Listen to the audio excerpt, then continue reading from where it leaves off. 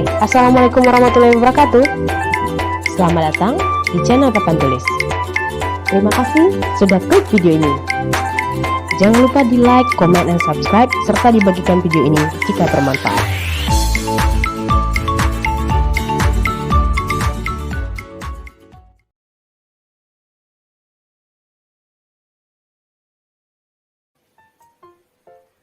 Assalamualaikum warahmatullahi wabarakatuh. Hai anak-anak, bagaimana kabar kalian hari ini?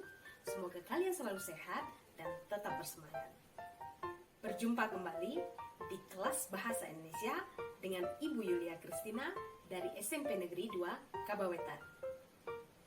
Video kali ini akan membahas tentang materi struktur teks cerita pendek. Sebelum memulai pelajaran, mari kita berdoa menurut agama dan kepercayaan kita masing-masing. Ayo kita lanjutkan ke materinya.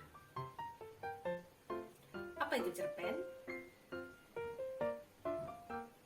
Ya, benar sekali.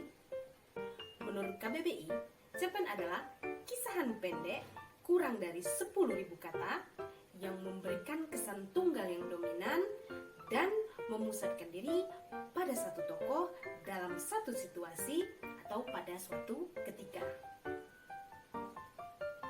Pada materi sebelumnya, pasti kalian sudah mempelajari apa itu teks naratif. Teks naratif merupakan teks yang berfokus pada satu tokoh khusus.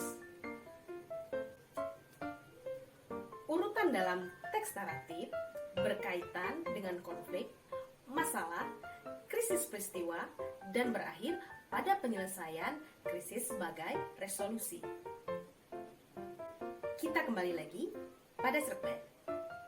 Nah, cerpen mengangkat persoalan kehidupan manusia secara khusus. Tema cerpen berasal dari persoalan keseharian hingga renungan filosofis yang dipotret dari kehidupan nyata. Masih tentang cerpen, tokoh dan latar bisa saja direkayasa demi kepentingan keindahan cerita dan sekaligus membedakannya dengan teks cerita pengalaman nyata. Mungkin saja kalian sudah mengetahui apa itu ciri-ciri cerpen. Nah, kali ini Ibu akan menyebutkan kembali apa itu ciri-ciri cerpen. Pertama, ditandai dengan jumlah karakter yang relatif kecil. Kedua, mencakup satu tindakan tunggal dengan satu fokus tematik.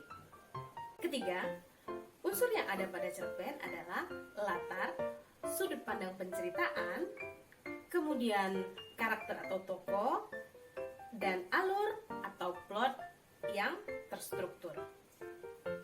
Nah, kalian sudah paham apa itu cerpen dan apa ciri-cirinya? Sekarang kita akan menuju kepada struktur teks cerita pendek. Yang pertama yaitu orientasi, yang kedua rangkaian peristiwa, yang ketiga komplikasi, yang keempat adalah resolusi. Struktur yang pertama yaitu orientasi. Pada orientasi mencakup tentang penentuan peristiwa, menciptakan gambaran, visual latar, atmosfer, waktu kisah, pengenalan karakter, dan arah menuju komplikasi. Penentuan peristiwa. Apa itu penentuan peristiwa? Penentuan peristiwa adalah menetapkan peristiwa yang akan menjadi pusat cerita. Menciptakan gambaran visual latar, yaitu mendeskripsikan latar dari peristiwa yang akan diangkat. Atmosfer. Atmosfer yaitu menciptakan suasana perasaan yang bersifat imajinatif, bertujuan agar pembaca dapat larut dalam cerita tersebut. Waktu kisah. Waktu kisah ini berhubungan dengan masalah kapan terjadinya peristiwa dalam cerita itu berlangsung.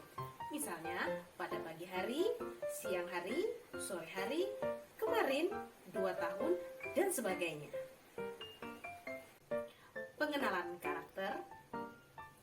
Pada pengenalan karakter, banyak teknik yang digunakan. Teknik ini digunakan sesuai dengan kebutuhan penulis untuk menggambarkan karakter yang ada dalam cerita. Yang terakhir, bagian orientasi yaitu arah menuju komplikasi. Arah menuju komplikasi ini memunculkan akar dari permasalahan atau konflik yang menjadi puncak permasalahan. Struktur yang kedua yaitu rangkaian peristiwa. Nah, pada rangkaian peristiwa ini ada kisah berlanjut melalui serangkaian peristiwa tak terduga. Yang kedua, merangkai kejadian-kejadian yang menuju ke arah puncak komplikasi. Yang ketiga yaitu komplikasi. Nah, di komplikasi ini cerita bergerak ke arah seputar konflik atau masalah yang mempengaruhi latar, waktunya juga, dan karakter. Kemudian tokoh utama di sini mengarah ke arah solusi atau pemecahan masalah. Keempat yaitu resolusi. Dalam resolusi ini, solusi didapatkan untuk masalah atau tantangan dicapai berhasil. Yang kedua yaitu cara pengarang mengakhiri ceritanya. Nah, cara pengarang mengakhiri cerita ini ada bermacam-macam. Ada pengarang yang mengakhirinya dengan bahagia, ada pengarang yang mengakhirinya dengan unsur kesedihan, dan juga ada yang menggantungkan cerita. Semua ini tergantung pada pengarang untuk mengakhiri ceritanya yang seperti apa. Nah, kita sudah di akhir materi. Terima kasih sudah menyimak. Semoga dapat dijadikan sumber belajar kalian di kelas atau di rumah. Semoga video ini bermanfaat. Terima kasih sudah disimak sampai akhir. Wassalamualaikum warahmatullahi wabarakatuh. Sampai jumpa.